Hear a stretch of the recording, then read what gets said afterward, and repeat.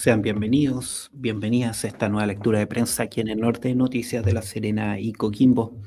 Hoy daremos lectura a una columna de opinión de Alberto Mayor que aparece en Bio Bio Chile, en la página web biobiochile.cl de este medio, y que toca un tema que es un tópico que está actualmente instalado en la opinión pública y que sin lugar a dudas va a significar un tema que va a perdurar por el tiempo, ya que toca el tema del poder del Triángulo de las Bermudas, como consigna en el título, la tríada que reinstala la impugnación en Chile.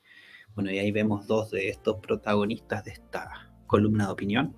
Ya se trata de Hermosilla y Cubillos, y ahí vamos a ir desglosando esta columna de opinión. Y es que la suma de tres accidentes que plantean escenarios difíciles para la derecha la encuentran confundida. De hecho, vuelven a creer que es fiebre, que se quitará y que este mal sueño no puede durar más tiempo de lo que dura el dormir. En estas últimas semanas hemos visto cómo grandes actores del sistema han sido tragados por el Triángulo de las Bermudas, esto es, por la triada de la crisis de 2024 Hermosilla, Enel y Cubillos.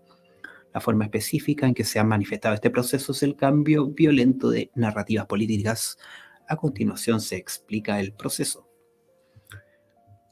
El ciclo político iniciado en 2011 como época de impugnación estuvo marcado por un cambio radical de las narrativas políticas, entendiendo a estas como marcos discursivos que se usan para interpretar los hechos políticos, otorgando así una lectura específica a fin de los intereses de cada sector público.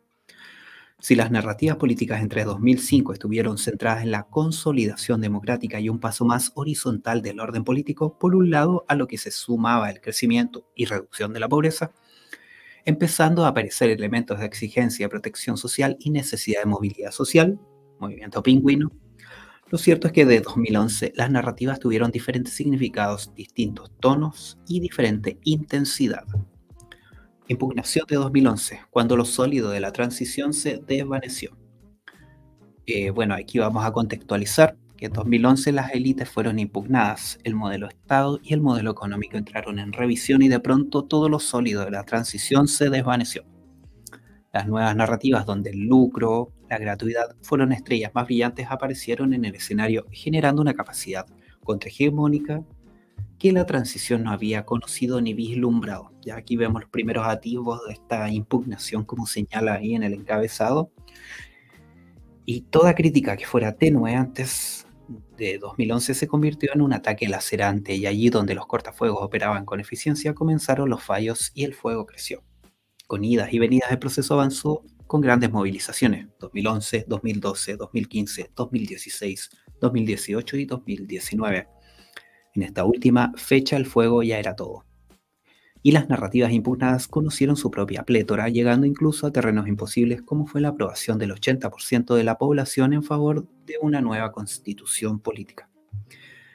El fracaso resonante de este proceso, que pasó de sagrado a equivocado y de equivocado a ridículo, supuso el eclipse de las narrativas que venían dominando una década y resurgieron otras de tiempos pasados y con intensidades incluso superiores a sus mejores tiempos. ¿Ya? Aquí estamos hablando ya cómo se baja este movimiento social y empieza a aparecer esta política, por decirlo de una forma bien coloquial, sucia. Un giro radical se reinstala en el clima de impugnación. Y es que la historia veleidosa y misteriosa quiso de pronto que todo diera un vuelco. Entre 2023 y mediados de 2024, las narrativas políticas predominantes en Chile estuvieron centradas en la crisis de seguridad pública, los desafíos económicos y los procesos constitucionales fallidos. Bueno, estos fueron los grandes tópicos o temas que se trataron y se instalaron en la opinión pública, dado la crisis de seguridad pública como la conocemos por la migración masiva, los desafíos económicos dejados como secuela o consecuencia de la pandemia y el proceso constitucional fallido en dos ocasiones. El crimen organizado y problemas económicos impulsaron un giro radical, generándose una reducción de la importancia del valor de la igualdad y un retorno del orden. ¿Ya? Pero ya en 2023 comenzó la leve decadencia del orden, y con ello los temas de seguridad perdieron el carácter de narrativa política útil. Lentamente el escenario comenzó a reinstalar el clima de impugnación.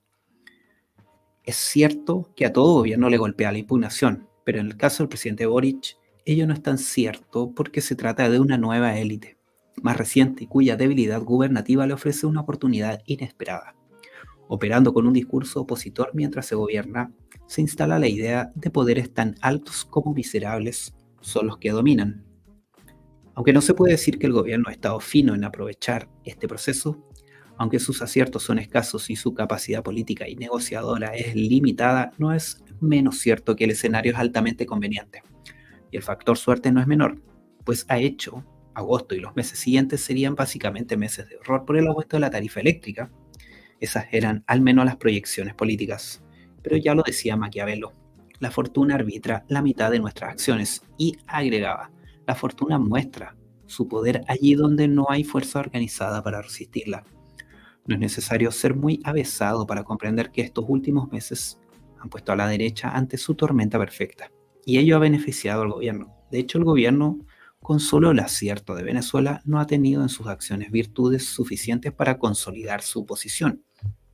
Y aquí vamos con el título, lo medular de esta columna de opinión. Pero la fortuna quiso, desde julio en adelante, los hechos ofrecieran un renacer de las narrativas más convenientes. Son tres los casos claves, aunque hubo un prólogo en el caso Macaya, pero los tres centrales han sido, bueno, ahí llamamos nuevamente aquí a la palestra pública el caso Macaya, que en este momento estaría casi en el nivel de los tres que vamos a mencionar, pero sin embargo se le ha bajado bastante la fuerza y ha pasado un poco más desapercibido en la opinión pública. Y se refiere al caso Hermosilla y sus ramificaciones, el caso Enel y el caso Cubillos. Y aquí el Triángulo de las Bermudas, el lugar donde grandes naves se convierten en débiles aparatos cuyo sentido de la historia se reducirá a consumar la tragedia. Y es que es muy difícil para cualquier actor sobrevivir a este enjambre de crisis que han articulado un nuevo escenario. En los tres casos está presente con mayor o menor intensidad el nombre de Andrés Chadwick, quien es la persona viva de mayor importancia a la hora de observar el proyecto político más exitoso de la derecha en 50 años. Es decir, se refiere aquí al piñerismo. Chadwick y el piñerismo, una derecha muy complicada. Bueno, las narrativas existentes al respecto son claras. Poder político y económico articulados de manera impropia, camarilla de protección política, desviación de los fines sociales propios de la sana actividad política, tráfico de influencia, dinero mal habido. La combinación es muy complicada de administrar para la derecha, pues se han potenciado los discursos que critican concentración que se produce cuando convergen el poder político y el económico. Además, los fracasos regulatorios golpean a quienes promovieron la institucionalidad vigente.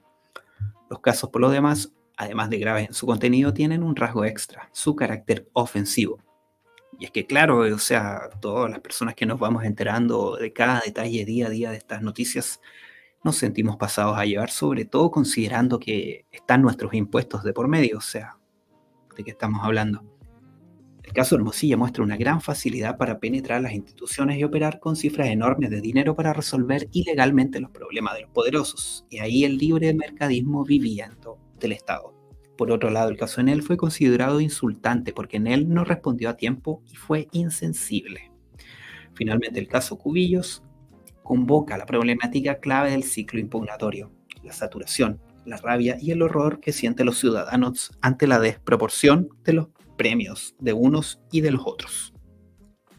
Una sociedad puede aceptar lo que le molesta, pues su irritación es limitada, pero el surgimiento de la ofensa es muy complicado. Una sociedad de mercado tiene su relato central en el mérito. Estos tres casos han pulverizado la imagen del mérito como parte constitutiva de nuestra sociedad, y es que si bien se promueve a que haya una meritocracia en nuestro país, pareciera que impera la pitutocracia. Si esto ha ocurrido es porque vale intensamente lo que decía Maquiavelo. La fortuna muestra su poder allí donde no hay fuerza organizada para resistirla, y es decir que el capital ha sido predominante en estos casos. Y es que la suma de tres accidentes que plantean escenarios difíciles para la derecha la encuentran confundida. De hecho, vuelven a creer que es fiebre que se quitará y que este mal sueño no puede durar más tiempo de lo que dura el dormir. Pero claro, quizás al despertar la derecha comprenda que la impugnación sigue allí y el fantasma amenazante del malestar ha otorgado una oportunidad importante a las narrativas de izquierda, que en definitiva rezan los cantos contra los privilegios no merecidos. Y aquí nos plantea el sociólogo Alberto Mayor esta siguiente inquietud.